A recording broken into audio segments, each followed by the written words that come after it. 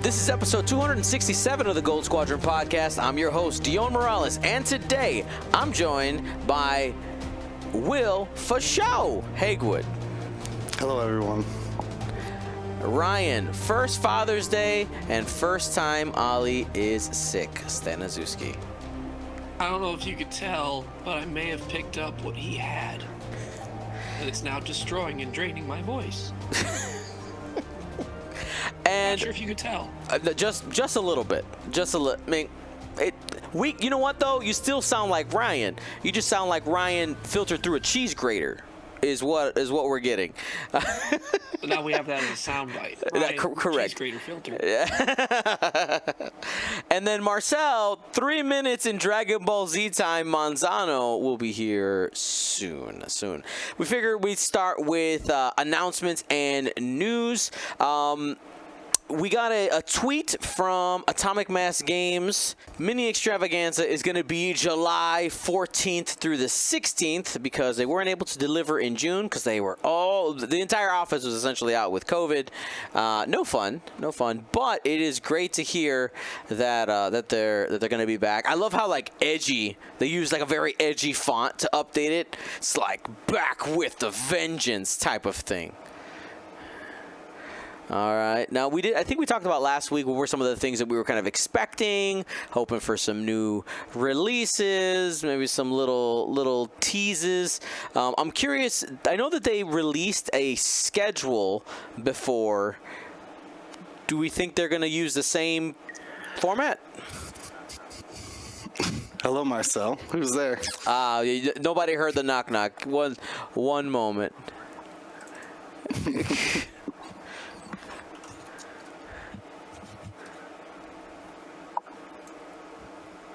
And there's Marcel Manzano. You. All right. So perfect. Mini Extravaganza. We know that it's coming. We don't know what we're gonna get, but we know that it has been rescheduled. So if you want to watch, if you are desiring that content, you know when it will be coming. Then let's talk about our next two upcoming events.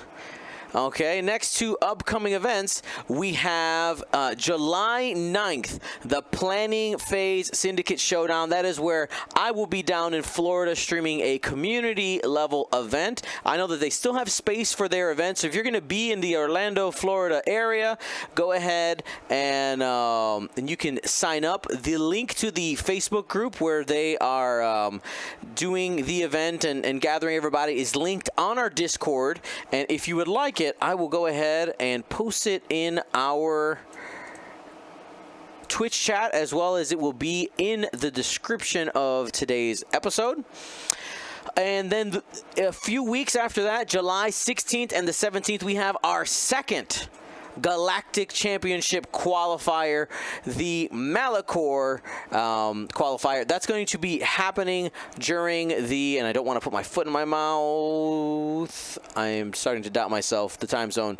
It is the Western Europe time zone. Western Europe time zone is the start time. Remember, that means that the player meeting would start at 9:30 Western European time. That is literally the name of the time zone. Like, it is WEST, Western Europe, okay?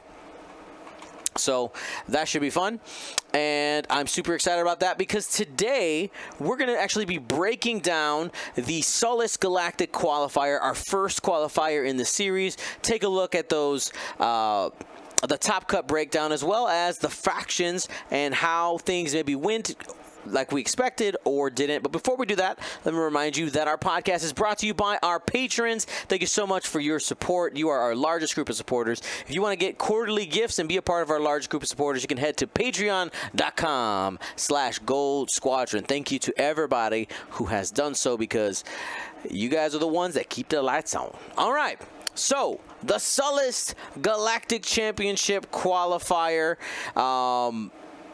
We had a lot of interesting things happen. And what I want to kind of start off with is faction breakdown. Let's start with faction breakdown. Because last podcast, we were talking about kind of like predictions for the first one. And we were pretty confident that we would have a good number of Rebels. We would have a good number of Empire. And one of the predictions I made offhandedly is like, we hadn't been talking about First Order. And First Order in this event did quite well. So, Will, go ahead and give me that faction breakdown for Swiss. All right, so for Swiss, that First Order you're talking about had 14 players. Resistance with the lowest at 3. The highest, which was the Empire at 20. 14 for Scum, 13 for Rebels, 9 for the Grand Republic, and 8 for the Separatist. So your highs there are the Empire, the bottom of the barrel there, the lows, Resistance. Resistance with 3. Now, I will tell you, we had 92 players signed up. 81 players were available the day of. There was a couple of the lists that were Resistance, but we did not include them in the faction breakdown because they actually didn't participate. So, any surprises here for you, Ryan? Anything you're surprised, or is this about what you thought it would be? I think it's pretty close. Nothing that's like way off, I would say. I guess the biggest surprise to me was how little Resistance was brought, even though they were expected to do great. It's like 3. That's it. Yeah. Wow. I feel believes. Because Resistance Although is. I do think they have good pieces. It's just not as obvious as Rebels when they just like throw an alpha strike at you. You know what I mean? Yep. There's a couple people in our audience saying, hey, Resistance equals free faction pin. Hey, listen, top 8 in every faction gets it. Looks like I'll have 5 leftover Resistance pins there. So, pretty interesting. And then we get to the cut rate. Marcel, go ahead and give me that cut rate for factions. Well, I don't know the cut rate. I'll tell you how many. Oh, how many ships? Excuse me. How many Yeah. lists made the cut? So from the Separatist, there was 2 ships from the Separatist, none from the Republic. That's 0%. You see, math. You got it. So we got 25% for the CIS. See how bad I can mess this up. 13 out of 3. I don't know. That my math will be terrible on that one. So 3 Rebels, 3 Scum, 4 Empire. That is the Empire, right? Yep. 4 out of 20. Okay, Yep. so 4 Empire. So that's 20. That's 20%. Yeah, it's 20%. There you go. The only music teacher. He's moonlighting as a professor of math at nights. Nope. 0% for the Resistance. You see, math. And then 4 out of the 14 lists in the First Order. I know you asked Ryan, which I hope you're doing okay. I hadn't heard your voice before. Your voice sounded a little. Oh yeah, you weren't here for the beginning when my middle name was First Father's Day, first time Ali is sick, and I responded to that by saying, if you can't tell, I picked up what he had too. Well, I can tell. And my voice is drained. Like, I don't actually feel as bad as I sound. My voice just decided to get like destroyed. Yeah, you sound like Dion during Adepticon. Well, I hope you feel well and get better. And and 4 out of the 14. And you asked Ryan about surprises. To me, that was a surprise. I didn't know how well First Order would do it, and I hadn't, in my list building. I haven't played a lot, but I've list built a lot. If that makes sense. Yeah. So I built a lot of lists, but I actually haven't played a lot. And see, all of the lists. Well, let me restate that. I was able to build lists that I liked for CIS, Rebel, Scum, Empire. I was not able to find something that I liked for Republic. I was Resistance just bad. First Order, I didn't even bother trying. So that one, I didn't even, in my mind, I was like, nah. Like, I didn't even bother trying. Maybe I should have. And we're gonna, when we go through this event, you're gonna see that first order did some work. Well, did some I can tell by work. this, and I know what the final was, so we know, but I won't spoil. Well, I think it's time. I think it's time to spoil it. All right, so now let's talk about how people made the cut in the Galactic Championship Series and how the qualifiers are working. 5 rounds. Okay, 5 rounds. If you win 4 out of those 5 rounds, you are in the cut. So what that means is that we don't have necessarily a clean top, 16, 32 or anything like that. We'll end up having a play-in game, or what we are dubbing a wild card game, to get into the more even bracket. So what normally would have been the top 16 was actually, I think, 8 people playing in order to end up making it a top 8, because we had like 3 buys. It was weird, but just so you know, we can actually go ahead and take a look at the bracket so you can see how. Oh, that's it. Two enhanced. All right. So right there, you can see what the bracket looked like. We had 10 players. We had 5 games going in that first round, and we had 3 buys there. So just to give you an idea. So 10, 11, 12, 13 people made the cut. Actually, it was 14. We had 1 person who wasn't able to make it. But let's go ahead and take a look at those top lists. Let us begin with our champion, Christopher Crispy Patrick. And Marcel, let's talk a little first order. What do you bring here? He brought the Republic. Let me see. So he's got Kylo Ren. No, you mean the first order? Yeah. That one. No, yeah. That one was on purpose. Oh, okay. Yes. For our audio listeners, they don't understand because they can't see. Well, you just finished saying the top 2 were first order, and then this is a first order list. True. They can hear. So anyway, Kylo with the modified interceptor, which is what everybody was saying was the bad or worse Kylo, with shattering shot, instinctive aim, predator, concussion missiles, advanced optics, munitions fail safe, and enhanced jamming suite. There you go. I just saw N. And then he brought Commander Malris with marksmanship and cluster missiles, Scorch TIE FO with Predator, Fanatical, and Advanced Optics, Dread in the TIE Bomber, or TIE SC Bomber with Electroshaft missiles, Skilled Bombardier, Proximity Mines, and then Grudge with Elusive, Automated Targeting Priority, Shaft Missiles, Skilled Bombardier, and Proximity Mines. So a 5-ship first order list. And that Kylo, actually, with that concussion missile, advanced optics, force, focus, and I actually think the munitions fail-safe comes in, really, because that's a really good way to guarantee you keep that charge to always hit 3. Because with the force and focus, you only, as long as you get 2 paints, it's always going to be 3 because of that. Because of advanced optics, so it's and the munitions fail safe if you just happen to do like, I don't know, like blank focus, not the other way. Yeah, like blank focus. You don't want to burn 2 focus and you don't want to burn the focus and 2 force for that 1 shot. So you probably munitions fail safe it and you save it type of thing. Unless you need that shot, like you have to have it in that moment. Or you're not getting shot that turn, and you don't need it for defense or something like that. Commander Malris with cluster missiles and 2 charges of glitter stem is just really good.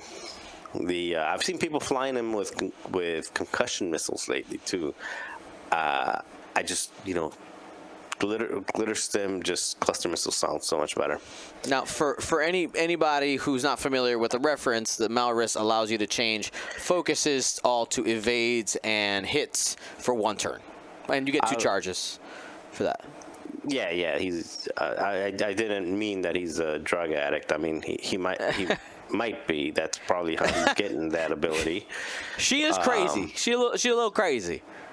But yeah. 1.0 glitter stim, and then the other typho. It's a really good way to get 3 attack dice as well. So Kylo, Maurus, and Scorch are all 3 die guns essentially, at least for the first half of the game.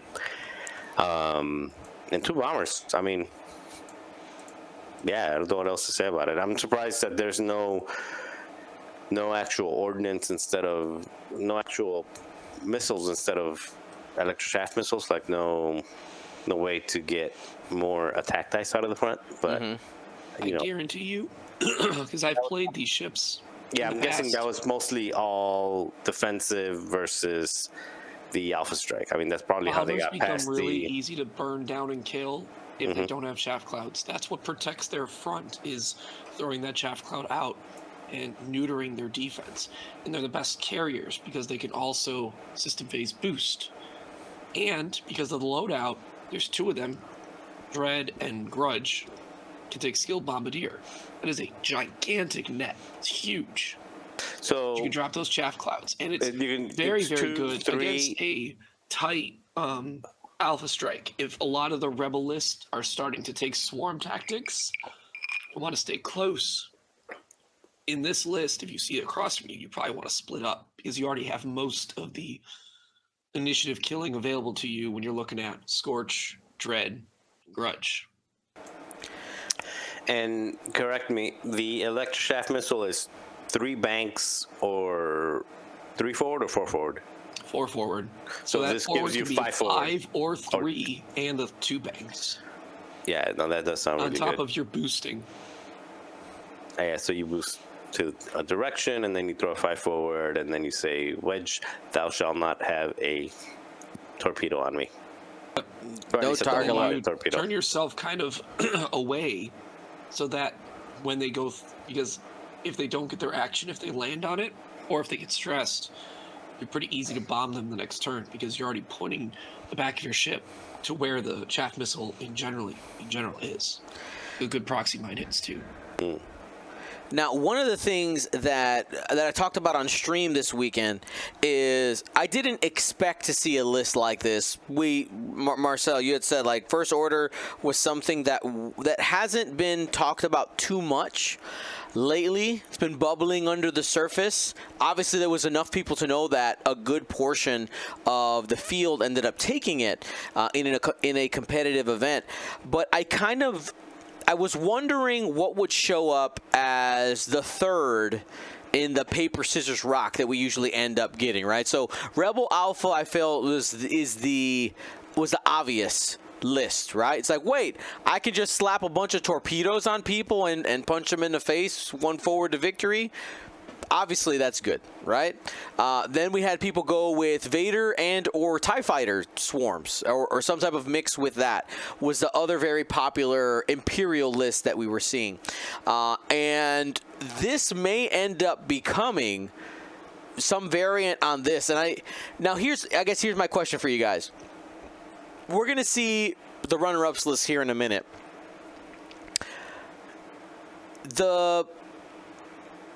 Is it the bombers that carry this list, or is it the synergy of the whole thing? I want to get you guys' opinion on that. Will? I think the bombers provide enough of a delay, right? We're talking about Alpha being like turn 2, turn 3, these big hitting strikes. The bombers is what's getting you through that kind of first couple rounds. But really, I think it's just the maneuverability of all 5 pieces. I guess the FOs aren't boosting very much, but those bombers being so fast, and then Kylo being able to switch so easily from a bullseye knife fighter to all of a sudden just dipping out and trying to shoot obstructed turret shots, right? that kind of versatility. So I really do think that the bombers buy time for Kylo, or else you could just see that one of those alpha strikes just take down that 6-point Whisper, and you're left with not a lot of attack power left. Now, we actually have our champion, Christopher Patrick, in the chat, and he says, yes, it's the bombers, most important pieces, and it's not close, he says.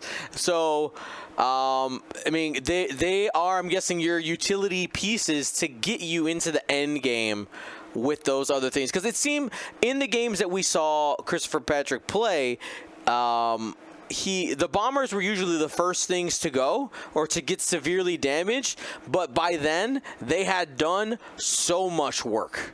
They had helped decimate the list, but by that time you have objectives already scored, you're getting points for killing things, and it's enough at that point.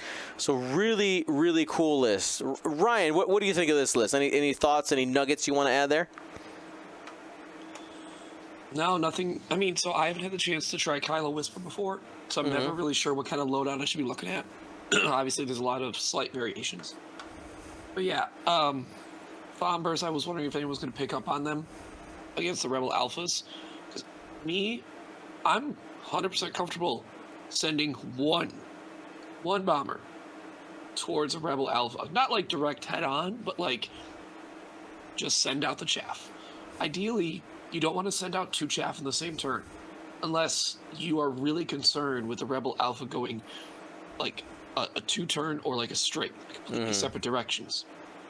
And normally you can get the single chaff cloud in a spot where it's angled at a 45 that they're going to go through it either way. So being that you only need one of these ships to disrupt almost an entire list's worth of damage, it's very good if you can put it down correctly. And being that you have the system-based boost and the skill bombardier, so many places, so many ways you can drop that chaff cloud where you need to go. Super cool, super cool. Now, let's go ahead and take a look at our runner-up, Philippe. And I want to...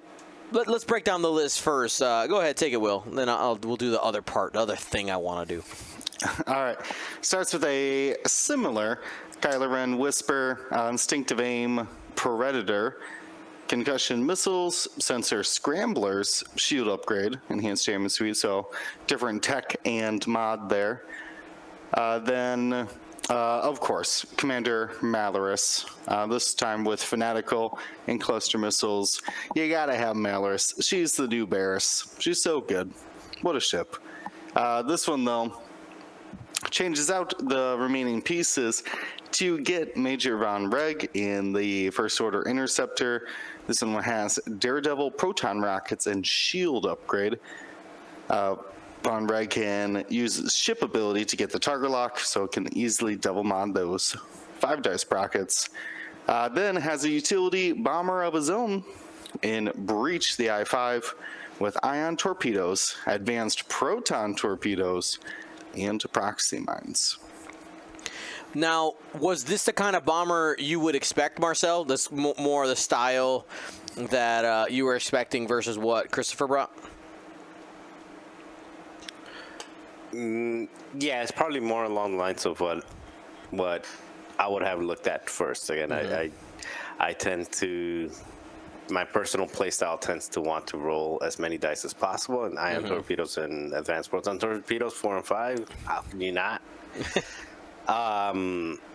So yeah, this is probably something that I would have looked at first. But again, I didn't even jump into First Order to look at anything. But in retrospect, yeah, with all the alpha stuff that's going on and all the, what's currently popular right now, even Defender Vader, like you throw a couple jams on Defender Vader and then you actually have an opportunity to damage it. So yeah, short answer, yes. This is probably what I would have looked at first. And obviously, it's not. I don't know how. No, that's not went. bad. I mean, it made the final. It's not bad, and I don't know how close the final was. In the So final, many variables now with. Sorry, one more thing. Yeah. And there's so many different things now with like a matchup either in the cut or in the finals, because even in the finals or in a singular game, the two lists, it's not, you used to be able to say, in basketball or even in X-Wing, you'd say like, well, if you play that game 10 times, I can win 6 out of 10.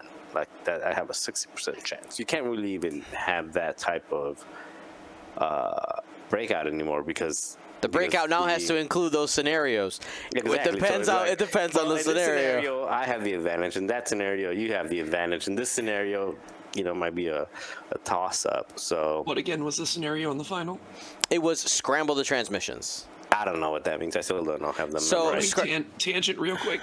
Yeah. Did we all forget that scramble doesn't say have the range 2 restriction with other obstacles anymore? Was that brought up during the event? So I wasn't 100% sure if that was a mistake or not, and I sent out a question. I hadn't had a response. So I had them keep the range 2 restriction this weekend. I am waiting for a response.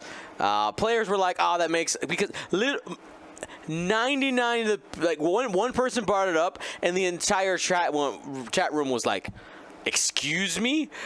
there was. So I'm waiting to hear back on whether that's on purpose or not. Yeah. Appreciate you looking into that then, because I didn't think that was. I thought it would still stay in there, and I looked at it again. I was like, oh, so someone could just decide as the second player to put it almost on top of the other one. Right. Exactly. So that's something that I made the call. We had one person kind of go, meh, and I was like, deal with it, pretty much. You got to remember, in GSP events, I'm the king. Okay, so. I don't stray too far from the path, but sometimes I gotta make adjustments. Now, in the final, like we said, was scramble the transmission. Is that the one with 5? Yes, I still love 3. it. 3. Okay. 3. Now, I will say, for me, in all the games of the new scramble that I've played, it feels more like a dogfight than even chance encounter, which I don't know if that makes any sense, but I feel like it ends up being more of a dogfight than the other one, because with chance engagement you have you just need to be in the area to get the points, right?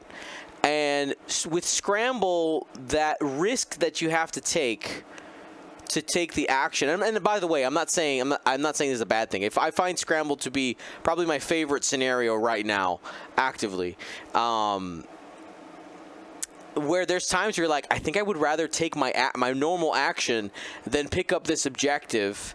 Because what if, and you go down the what if rabbit hole of, different initiatives and your opponent being able to nab it from you. And in the matchup, Philippe did fall short. Had a path to victory, but I will tell you what closed the door was a chaff cloud that got put out and blocked Von Reg from being able to hook around and be a part of the fight. It kept him out of the fight for 3 turns. It was crazy. It was chef's kiss. Absolutely fantastic. All right, but we're going to continue now. So those are our top 2. Let's head into our top 4. Ryan? All right, we have Geoff Moore running a Galactic Empire list, starting with Defender Vader with Malice, Juke, and Cluster Missiles. Balin Rudar with Marksmanship. Wampa with Disciplined, 2 ISB Jingoists with Contraband Cybernetics, and Iden with Ion Cannon and Precision Ion Engines. So opting into Vader Defender and 6 TIE Fighters, only one of them 3 cost being Iden. Pretty good, I think. I predicted internally to myself, I was like, man, I think Iden's going to be the most popular Empire ship. I looked at it later, had someone help me look at it later. Not true. Wampa is the most Wampa's popular king. Empire ship. 15 out of 20 of those taken Empire lists. It's Wampin' time. Yeah, and one of the other things I want to talk about with Wampa, can I tell you what was the most common mistrigger this weekend? Was disciplined on Wampa. Oh. Disciplined on Wampa. Yes. We saw so many, and then we had several people be like, I completely missed this trigger a turn before, and we're like, sorry, you missed it. It's Personally, done. I prefer elusive on Wampa anyway, to just make him that much more annoying to deal with. Like, I'm going to shoot him. I might do some damage. Yeah. Elusive with a focus says, you might not do much damage. You basically might do nothing to me, except turn off one red die and shooting a 2-point ship and do no damage. Right. So maybe that's the right meta call over the time, but it was something that kept continuously getting mixed. And then here's the other question: Darth Vader. We talked about it. We're pretty sure Malice and Juke is the way to go. Cluster missiles versus the concussion missiles. We did see a Vader absolutely snap off on day one and end up getting 4 kills. Like, on one turn, go cluster missile, you're dead, cluster missile, you're dead. Next turn, it was just coming over and just cleaning up vulture droids. It was pretty disgusting. Just came in blasting. Like, it was kind of disgusting to see. Oh, yeah, you hear that, Will? Wait. You hear that, Will? Don't match me up against a Vader with cluster missiles. All right? I can 100% confirm. I'll cradle and preciously select your matchups. Vader with cluster missiles makes droids really sad. Oh yeah. I've been on the sad end of that. It's not just because it's cluster missiles with like 3 dice and like full mods. That Malice, even if it's not a pilot crit, it's still a crit. Yeah. And those hurt. Yeah, it is gross. Absolutely gross. So pretty cool to see. That was one of the variations of Vader and Friends that we did get out there. Then we have the Separatist Alliance showing up. So Sasha Wagner, now a grizzled veteran of the Galactic Championship Series, and very commonly plays Separatist, brought here General Grievous, as almost every Separatist squad brought. General Grievous with outmaneuver, Imperial plating, Sullust 1. Jango Fett with Notorious, Jamming Beam, Count Dooku, Proximity Mines, False Transponders, Slave 1 title, and Boba Fett. We also had DFS 81 with Discord missiles, independent calculations, grappling struts, and then you got 5 points left over. We got to see our first appearance on stream here on GSP for a premiere event of Cad Bane. All right, Cad Bane in that Rogue class fighter, carrying treacherous ion cannon, heavy laser cannon, the Zandu Blood title, and proximity mines. And let's talk about this ship a little bit. Honestly, it felt like, watching it, it felt like more like a utility ship, but I don't know. It felt, how do I want to say, I liked it, I guess, is the short of what I'm trying to get to. I'm liking what I'm seeing. Have you guys gotten to play the Cad Bane Separatist Rogue class yet? I've been playing it recently. Very similar offensive loadout. Ion cannon, heavy laser cannon. Because when you still have your 3 dice, ion cannon's still good to help set up Grievous to get things only moving 1 forward or 1 banks, so Grievous can outmaneuver them. A heavy laser cannon bullseye, that's some hurt. That's a big hurt.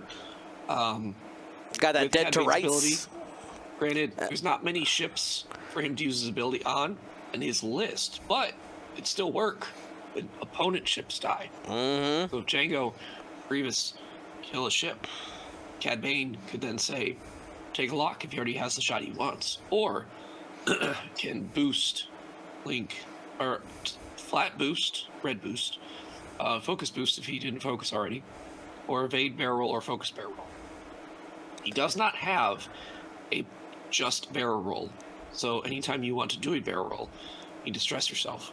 Now, I've generally preferred Notorious on him as well. So like I have normally not put a bomb on it.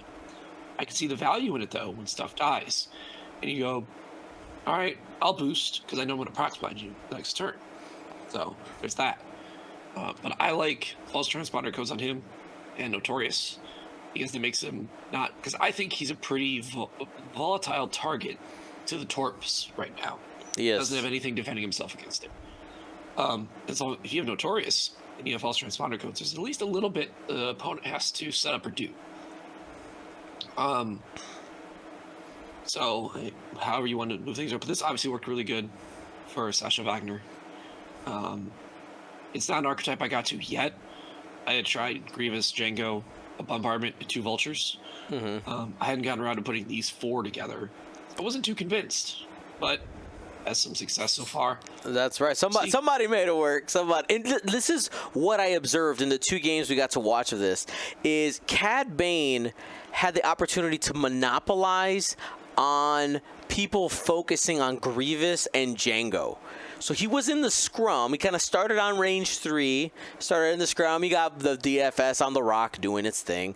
And you had the opponent really trying to get Django, trying to get Grievous. And Cad Bane's like, all right, you died. I'm going to boost, and I'm going to mess you up now. And he was just playing cleanup. Just playing cleanup the whole time. It was pretty cool. On stream, how often did Cad Bane cloak? Never happened. Not even once. I rarely use cloak on Cad Bane. In some ways, it limits you.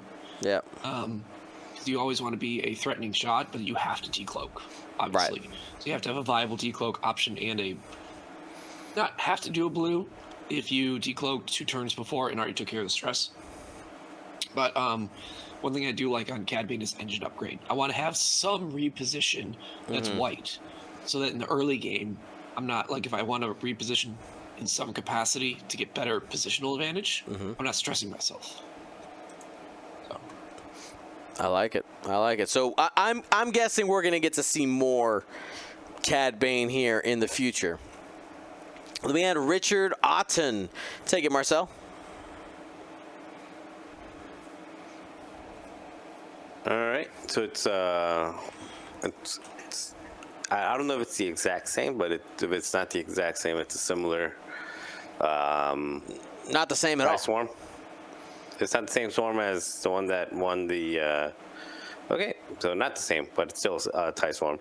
1, 2, 3, 4, 5, 6, 7 ship TIE swarm with Hull Runner, Crackshot, Swarm Tactics, Versio, Crackshot, Disciplined, Precision Engines, Gideon Hask, Disciplined, Crackshot, Precision Engines, Mauler, Crackshot, Jamming Beam, Wampa, Disciplined, Scourge with Crackshot, and ISB Jingoist with Contraband Cybernetics. The only thing that I'm seeing offhand is the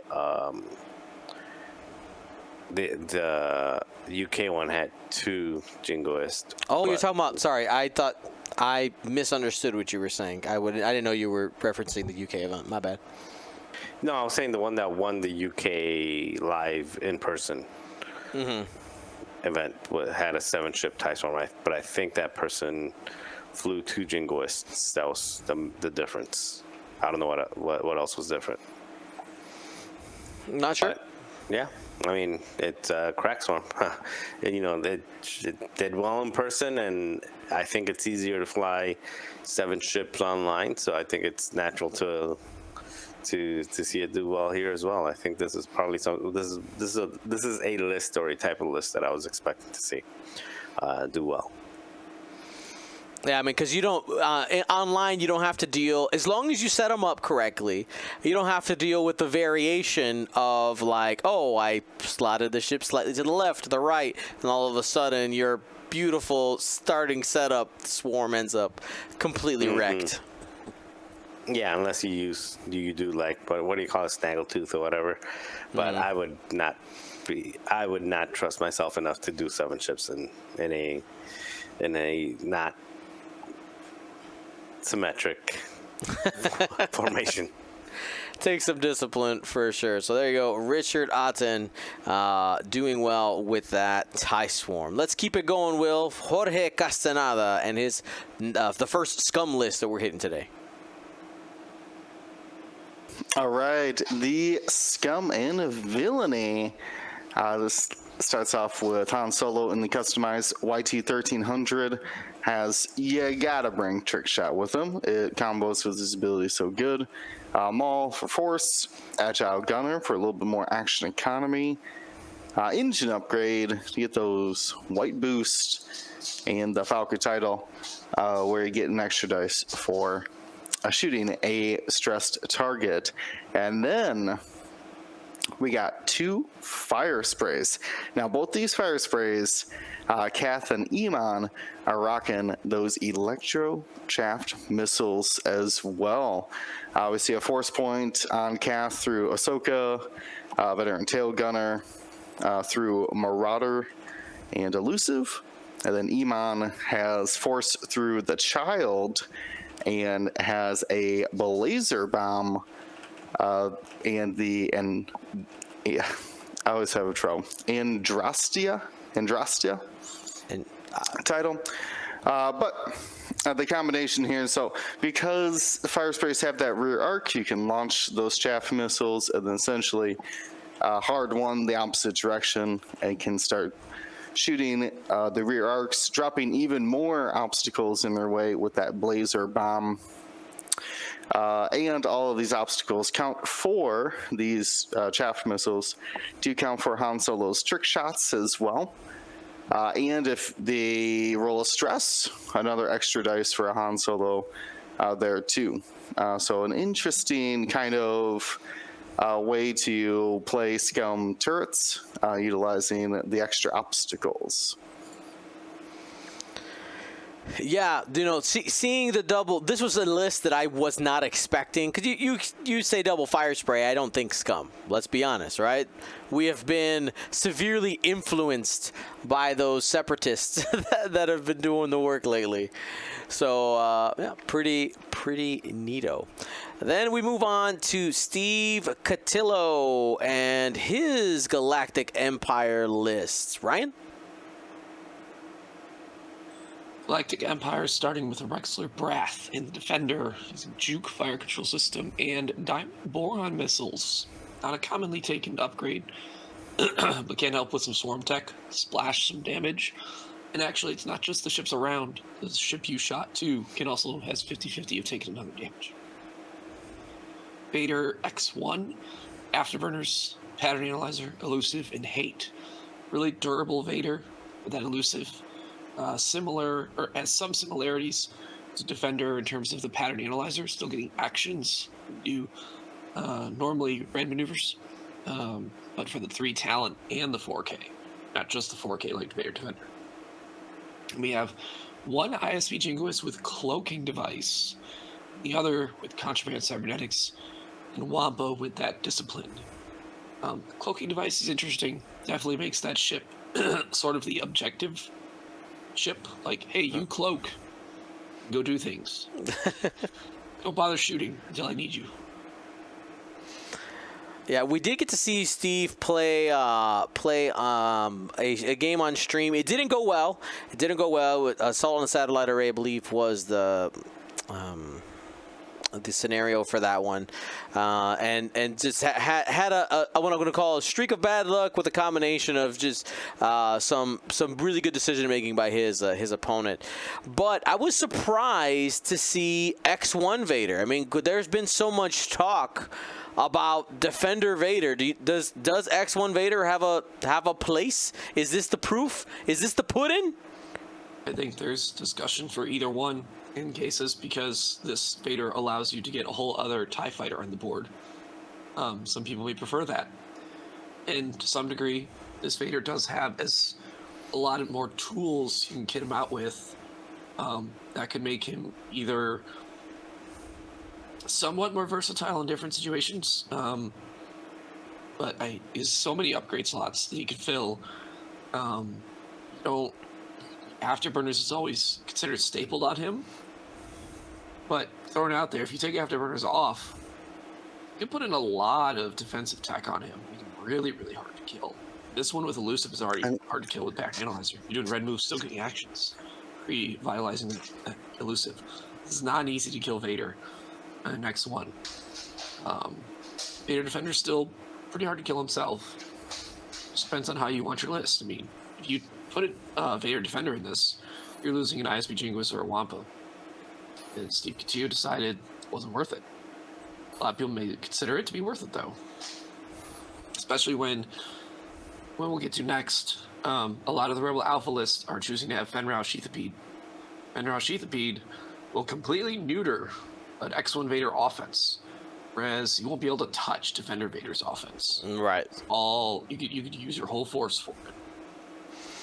And what were you going to comment there, Will? Just that I think Afterburners is the difference between X1 Vader and Defender Vader. Being able to have access to that double root position to boost in, then barrel out of arc is just something that Defender Vader can't do. Only single root position only on that ship. And to me, the juke being stapled onto Darth Vader because it's so good.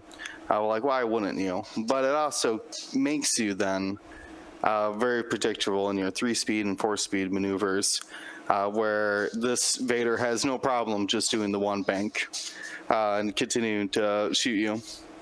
I mean, Defender Vader can still one bank and take an evade action. Yeah, but I don't trust that as much, though. You're losing out on the bonuses that you could be getting. All right. So, but Steve showing us X1 Vader, he could bring it to, and it was interesting to see Rexler Barath be able to do his thing. That's a name we've not said in a long time. Then Octacon out of Australia, bringing the Rebel Alpha. I believe, is this the same version that did pretty well? There's a tweak here, right? Is that last piece? There's always things to change in Wedge and Luke's upgrade slots. All right, so let's take a look here. We got Wedge with elusive marksmanship, proton torpedo, R3 astromech, and S-foil, so going for that defensive tech as well as marksmanship, which can help out in salvage mission, and of course crits are always good. Luke Skywalker with shattering shot, trick shot. It's been a more common thing that's popping up, being able to shoot these proton torpedoes that he has through obstacles to get big dice. R3 astromech there as well for double target locks. Lots of options there. Colby Sperato in the T-65 X-Wing with notorious R4 astromech for that little bit of maneuverability, false transponders for that single jam. And then Fen Rao in the Sheathipede out there shutting down token mods. A reminder here, this was a question that keeps popping up. Force charges are charges, not tokens. So Fen Rao Sheathipede's ability does not work on stopping the Force. It only stops focuses, target locks. Those are tokens. Charges are a different thing. And then Fen Rao also has the Child in order to have 2 Force himself available with some contingency there, and an R4 astromech. Thoughts,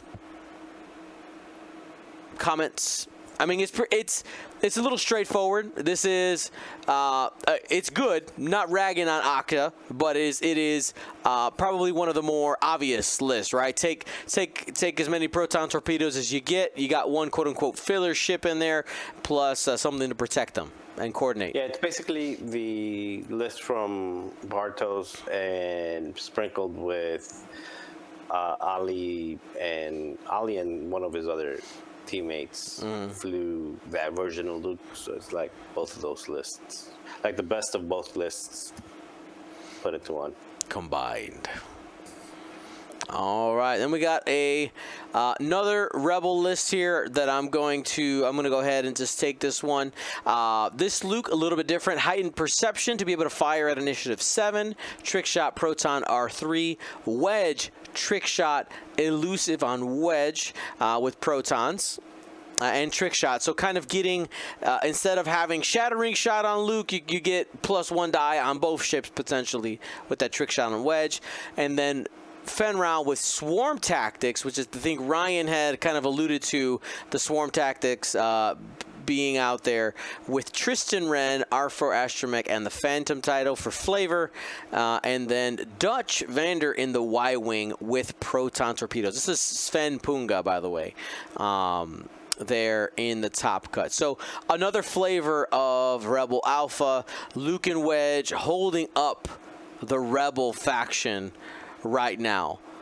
But we do have, I think, a little bit more of an interesting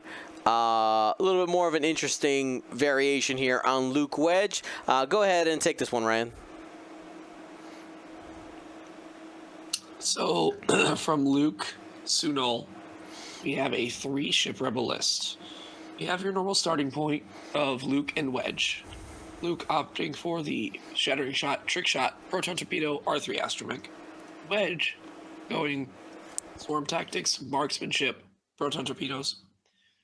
And then Lando Calrissian, YT 1300, with perceptive co-pilot, Falcon title, Bistan, and 9-nub. So Lando, another way to provide double mods, but also a scary gun in himself. He could double mod himself or help out another ship. My guess is Lando kind of trails these ships, not directly behind, but like starts the kite around, but gets Wedge his additional mod first, and then as Lando's making his way around, he's able to pepper a lot of ships to Bistan, while the enemy likely focuses in on Luke and Wedge. Probably Wedge first, realistically. Easier to take down ship out of all of these. All right, let's keep it going. Marcel, our next list comes to us from Gary Poultrybane Ball. First order. All right, it's another silencer list. Kylo silencer with. This is the first silencer. This is the first one, yeah. Yeah, it's the first one to show up. Yeah, so it's the the Tormented Apprentice. Okay. Yeah, with Malice and proton torpedoes, breach with Tradition, feedback, ping, advanced torpedoes, and plasma torpedoes, advanced proton torpedoes. That is Nightfall. Another a whisper with modified. A whisper, modified interceptor. Marksmanship, proton rockets, sensor scramblers, enhanced jamming suite. Now, is that Nightfall the one that you fly through people and they get jammed? Is that one? Yes, it is. Mm-hmm.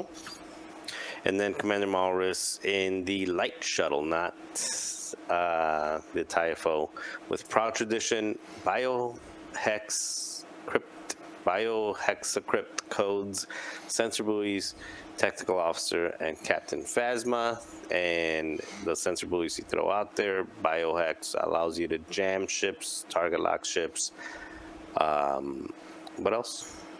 No, the sensor buoy gives you a target lock, and the target lock allows you to jam or coordinate from long ships, range. Yeah, anywhere on the board. Yep, and then Captain Phasma is you don't see that around that often, but that basically, I believe, if you are not stressed at the end of the round at range 1 of this ship, then you will be stressed. Yeah, that's what it is. I've been hurt by Captain Phasma. It kept me out of the top 8 in Canada. I'll never forget Captain Phasma's ability. Yeah, it's really good. I mean, it's a really good card to just go in there and throw in front of people and guarantee that they're not going to K-turn behind you. Mm-hmm. And now with the ability to kind of bump focus, you can just keep that stress coming even further. Just prevent the ships from turning around and looking at you. And oddly enough, no a first order list with no shaft missiles anywhere. So Another flavor. And this is, so there were 4 first order lists in the cut. We're going to get to the next one soon. This is like my question. Is first order kind of like, because all 4 of these lists are different. They're different. I will say all of them have a TIE bomber, but or a TIE FO bomber. Like, has FO kind of become the salad faction? Like, it's just kind of working. I don't know. What do you think? Yeah, I think it's similar to like Resistance. We were saying before, where like you have a bunch of good pieces, but like not necessarily a lot of synergy between them. So you just put them in lists and hope it works out. No, this one still has Kylo. Right. Gotta have Kylo. Gotta probably have a bomber and Malorus of some point. 3-point Malorus, so good. And it's 4 initiative 5 ships. Right. Nightfall's 4 actually. You're thinking well, of it's still Wrath. 5. But yeah, 4. very I good. mean, it's still 4 ships that are up there, and I think that's another. I don't think we've made that yet. But initiative 5-6 lists probably were the majority. I assume there was a couple in there, like the winning list had a couple 5s in there too. So I think almost every list had at least a 5 or 6 so far, initiative wise. I mean, high initiative will always be good. That's just how it is. It seems like TIE Swarm is the one with the lowest percentage of 5-6. No, I mean, they it got a still lot of has 5s. 3 5s. Oh, well, there you go. And the rest are 4s except for Wampa, which gets swarm tactic up So up 4 to 5. 5s. So about the same as anybody else. That's why I said lowest percentage. Lowest percentage. You know, that's close. Let's keep it going here. I'll hit the next one because it's not. I mean, no respect to Ben Wetton, but it's just not as fancy. We got or not as new. We have another TIE Swarm here, brought by Ben. Howlrunner, Mauler Mythal, a little bit of different tech there, with Tractor Beam. Howlrunner had Swarm Tactics and Track Shot. Iron Versio with Jamming Beam, Proton Rockets. Gideon Hask with Proton Rockets. Moff Gideon with Proton Rockets. We did get to see Ben play a match versus Crispy, where Chris actually lost. He lost. It was our 5th round of Swiss. And we got to see some of the tricks that this was able to do with Moff Gideon, help shut down some of the offense that's out there. Like, it was pretty cool. I like this flavor of TIE Swarm. We also had 1 ISB Jingoist and Wampa because, of course, with Disciplined. Then Ethan Williams was the last of our people who made the cut that were able to play. We're also going to hit Eric Garschel's list. But, Will, what do we have here from Ethan Williams? This is a Separatist Alliance double fire spray plus list. This is Django with Notorious, Jam and Beam, Palpatine, Proton Bombs, Contraband, Cybernetics. I'm sad that the 4th upgrade didn't rhyme as well, but continue. I know. So sad. Anyway, so where was I here? We said Palpatine, Proton Bombs, Contraband Cybernetics, Delayed Fuses, Slave 1, and Veteran Tail Gunner for those front and back attacks. Paired up as well with Zam Wessel, Treacherous, Count Dooku, Seismic Charges, Deadman Switch, and Delayed Fuses. Then rounding out the list, that plus is a 3-point Electro Chaffed Missile Separatist Bomber. That's a Hyena with independent calculations and struts. So also found a way to sneak in at least one of those Electro Chaff missiles to give these fire sprays a little bit of cover in the opening engagements there. Nothing unfamiliar here. Force points on those 2 fire sprays, mixed in with the bombs, bonus attacks, everything you need, really. Excellent. Now, on our official made the cut diagram, you saw 0 resistance.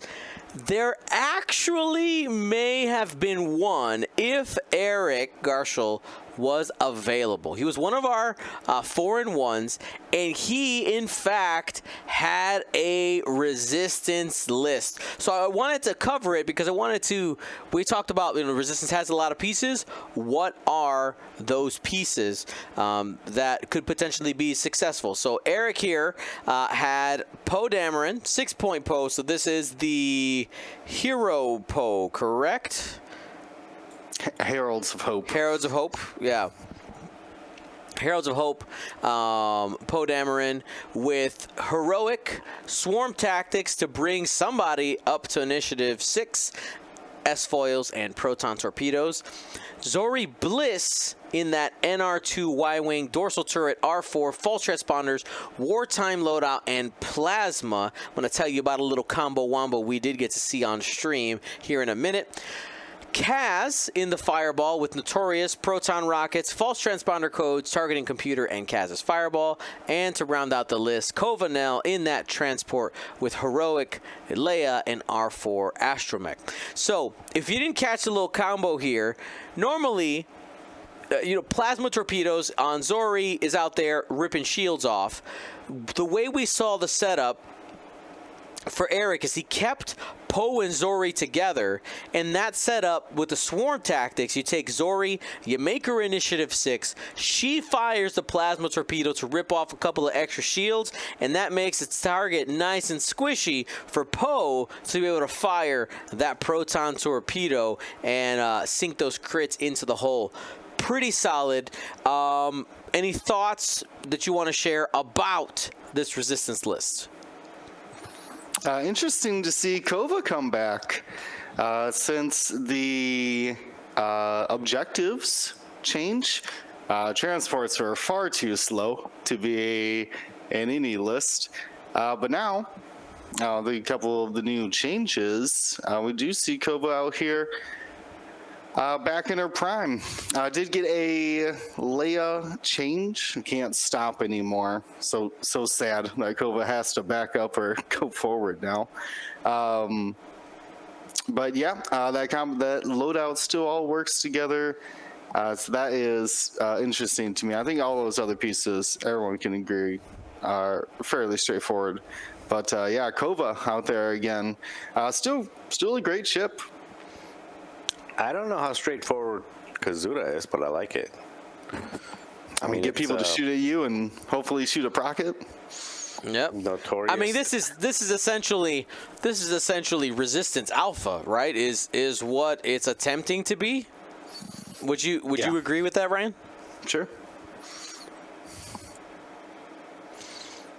Yeah, so that was our top cut for the Sullust Galactic Qualifier. Pretty solid. I'm very happy with the turnout. Thank you to everybody who did participate. I'm looking forward to seeing what evolves here. And I guess my question that I want to state to you guys is, anytime we have these events, obviously we have a month before the next qualifier. People will have 3 to 4 weeks to think about what happened this weekend before the meta reacts to what happens. And of course, between then and now, we have other people. They're playing in leagues. They're playing in their they're in the store. You got different online events happening. Any predictions on how things will ebb and flow in the future after taking a look at that top cut? Ryan, we'll give you the first stab. So, I think we'll still see enough Rebel Alpha for it to matter and be concerned about. We'll see both variations of Vader and plenty of TIE Fighters. It seems like Reapers didn't do very well, even though a lot of us kind of expected them to do okay, at least. a solid piece. Most people expect it, but didn't really pan out in this. Might see a little more of like lesser ship count Separatists that seem to do well, whether it's the 4 Cad Bane, Grievous, Jango, Droid, or apparently Jango, Zam, and Hyena did all right. I know a lot of people really liked playing the dual fire spray in the past, so just have 2 of them and just bring a 3rd ship because you have to. It fits anyway. We'll probably see some people try First Order. If you're going down the train, right? Rebel Alpha and token stacking Vader in some capacity. Then you're like, disruption stuff, jam. And then you're like, First Order. So rock, paper, scissors, counter. Well, what doesn't care about jam and disruption effects? The Passive Force. mods. The Force. Republic. Passive mods. System phase repositions. Did not get hit by the chaff clouds. Maybe. Yeah, Passive mods. Like, it's weird. Eventually, we always come back to passive mods because they're good anyway. always have been, baby. Always have been. Oh man. So, Marcel, any thoughts, predictions? We got a month. Well, thoughts is I was I hope to see someone make the gauntlet work. I didn't see, there was no gauntlets up there in the cut. I don't know if any made close to the cut. They're a little pricey, but they are very versatile, and they get provided a ton of loadout points, and they don't die. I mean, they just don't die.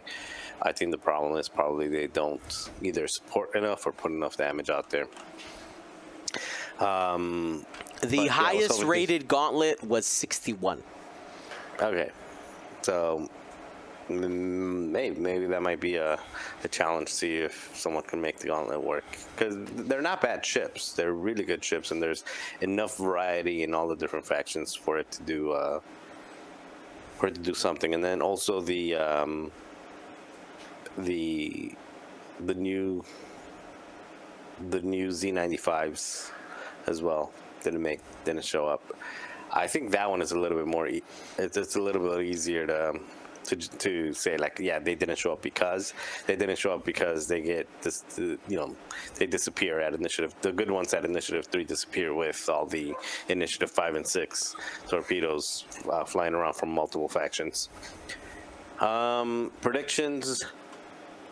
I think we're going to see more of the same, but interchanging parts. It's going to be like a game of Tetris or a Lego, where you're going to see, for example, the top First Order list, and then pick and choose what suits you. Same thing with the CIS lists. Is like, okay, they're not outside of the Resistance one. Most of those lists are not codependent on like the rest of they're independent. Most of the lists that we saw were independent ships that are good, just put together, like what you call like the First Order salad. I think all of the other ones are kind of salads as well, because there wasn't a lot of codependency between lists, unless you had something like Iden Verso and Howl Runner, where that's like, that's a swarm. Or that Zari and Poe shooting at initiative 6. Outside of things like that, almost everything was flying on its own. Even the Scum one, where Han was being supported by shaft missiles to get additional dice out there. Each of those ships kind of flies independently. So I think we're going to see a lot more of the same in a month. It'll just... We might see a couple new ships. Well, at least 7 points, might be better used in this other spot. But I guess it's a lot more of the same, but not the exact same. Will? Yeah, I'm expecting more unique counters to the target lock alpha strikes, because like Marcel says, it's not just Wedge and Luke. Kylo does it as well. He brings proton torpedoes. The cluster missiles from Vader, very similar thing. So whether it's some sort of like false transponder code, Goram, I'm trying to think of the other one. Shaft clouds have been working very well. So I expect to see those tools tried out in more factions, like how we saw them in the Scum. Maybe someone trying to sneak them into a rebel faction as well. So to kind of start mixing the archetypes together, where you have disruption with some sort of alpha, could be the new direction. It's just those chaff clouds are just so good against formation ties. The TIE Fighters love hanging out next to Iden, so it's the only way she can protect him is that range 1. So gonna see even more of that. But I'm sure someone's got a couple tricks up there to get rid of your locks, whether it's jam or false transponder codes, whatever the case might be. And for myself, what I want to see is, last time I talked about First Order. I said, hey, I want to see where the First Order is at because it's kind of bubbling under the surface. We didn't know. We had a lot of big people bring Scum, which I'm not surprised because there's a lot of people who are fans of Scum. But I feel like Scum right now is still trying to find its footing in our current meta. Where does it actually lie? Because it doesn't alpha strike super well, right? It doesn't quite have pieces for alpha strike. It needs to. I want to know what is the utility, like what is the role is going to be. Is it double fire spray? Is that the answer? That's the best that we had. But there were people who were trying Mando. There were a couple people trying different gauntlets. Bosk. I'm surprised. Bosk is a name that we've been throwing out forever, and he was nowhere near the top. But I kind of expect in the next month or two to see Scum continuing to make a play, right? Like we had a little bit, we had a sprinkling, but it just doesn't look fully developed yet. I don't think we have the full answer yet, but soon, maybe soon. All right. So thank you, everybody, for listening to that breakdown. But before we go, Will, you were actually in the Chicagoland area this weekend playing some X-Wing. Give us a quick update. How did things go? So that was the 312 Squadron. Nick Sperry himself put on a little in-person tournament called the Windy City Trials. This was the second year of it, or at least the second time it has been ran. It was an extended event, but I think most people stayed close to the standard list that they were practicing. He just did that because he wants to fly E-Wings. Let's be honest. I should have flown E-Wings and threw a whole party just so he can fly an E-Wing. That's exactly right. In my opinion, that's exactly right. So yeah, it was a tight field. If you want to do the math on this, I was 2-2 and in 6th place. So there was almost this was out of like 20 something players or so. So the top field was very tight.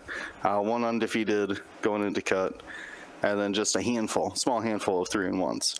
A lot of people were taking losses that day, but unsurprisingly, the world-class player he is, the Iron Man, Matt Carey, pulled it off with a Darth Vader Morna Key so Vader and then a Decimator, then of course Jingoist and Wampa. Like, I mean, you got to take Wampa. That's a must. Let's be real here. So yeah, I was able to take down another Darth Vader Defender, I believe, in the finals. And showed off what a Decimator can still do. Turns out they still have a bunch of health and are super annoying to deal with. And of course, man, as he's known to do, flew it very well. So yeah, it was a great success. Hopefully more to come. Hopefully not scheduled the same weekend as our events in the future, but True. you know, things happen. I gotta say, for Matt Carey, for someone who openly dislikes 2.5, I think he's a little nice around 2.6 now. He plays and wins quite a bit. It's like, oh man, this game's trash. Like, it was so easy to win. Well, good thing. Well, he was having fun. He was having fun that day. All smiles all around. It's like great Ian, you know, like fun is winning and winning is fun. So how can you not? There you go. You're not wrong. It's true. And I think this is a discussion I want to save, I think, for next week. But one thing that's been on my mind is obviously change is hard, right?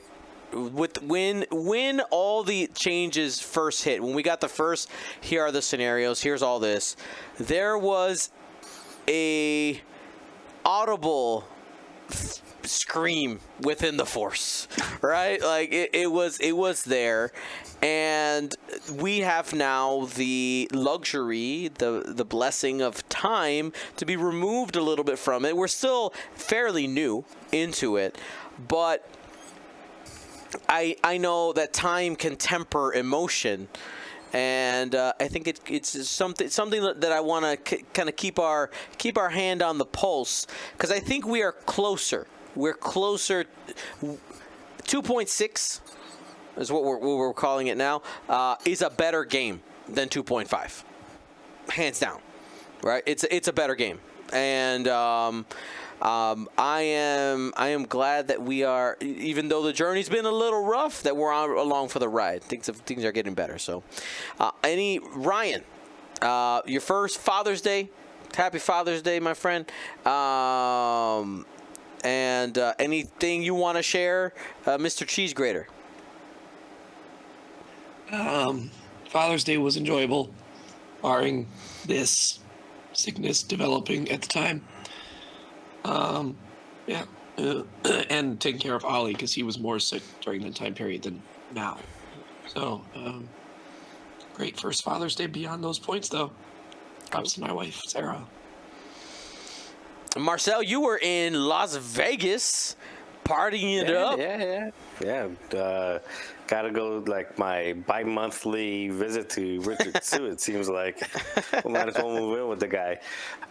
So June turned 21. We went over there to celebrate their birthday. And just so happens to fall on Father's Day weekend as well, so that was pretty cool. So, yeah, we had a good time. Saw Piff the Magic Dragon. I saw you got a picture. He looked a little uncomfortable, not gonna lie. That's I know what Piff too. That's his character. I don't know. If you see him from America's Got Talent, he's kind of like I hate the world, everything sucks type of. Oh, okay, cool. Like I saw the picture, I'm like, dude's not smiling. Is that? I was wondering, is that a bit or what? Yeah, no, that's his character. His character is like a crusty old dragon who is miserable. So not miserable. That's not probably the right word. Who is, I don't know, who's got attitude. But very good show. Highly. I was telling somebody that I went to go see Chris Angel, and Chris Angel's like the biggest magic act in the world, and blah blah blah blah blah. Mm-hmm. A little British dude in a dragon outfit was like 3 times better at like a fraction of the price. So definitely worth watching. And yeah, it was a good time. It was a good time. This is the first time out of the last 3 that I come back not feeling sick. So that's positive. There you go. So, I tell you, it helps when you don't go around licking doorknobs. Stop it. You're assuming I didn't, but okay. All right. But yeah, all right. Good. All right. I guess it's already. We got for the audio listeners. William is hiding from this. I will not even. So I'll let that one slide. Right on out of here. Oreo Flanders. I'm talking about literal doorknobs. Okay. You know what happens in Vegas stays in Vegas. Is all. I thought he was like waving off the whole. Anyway, the whole, like I'm not a dad type of thing, but yeah, well, get your head out the gutter. Alrighty. And for myself, it's a kid's show. I've spent the weekend doing construction on the house, and obviously we had galaxies, and basically we're gonna get off this podcast. I'm gonna go paint some baseboards. So thanks for watching, everybody. Thanks for listening. Be smart, be safe, and hopefully we'll see you 2 weeks in Florida. And for those of you who are going to be there, and in a month, Malacor, get signed up. Let's go. Have a great day. Be smart. Be safe. Go Squadron. Out.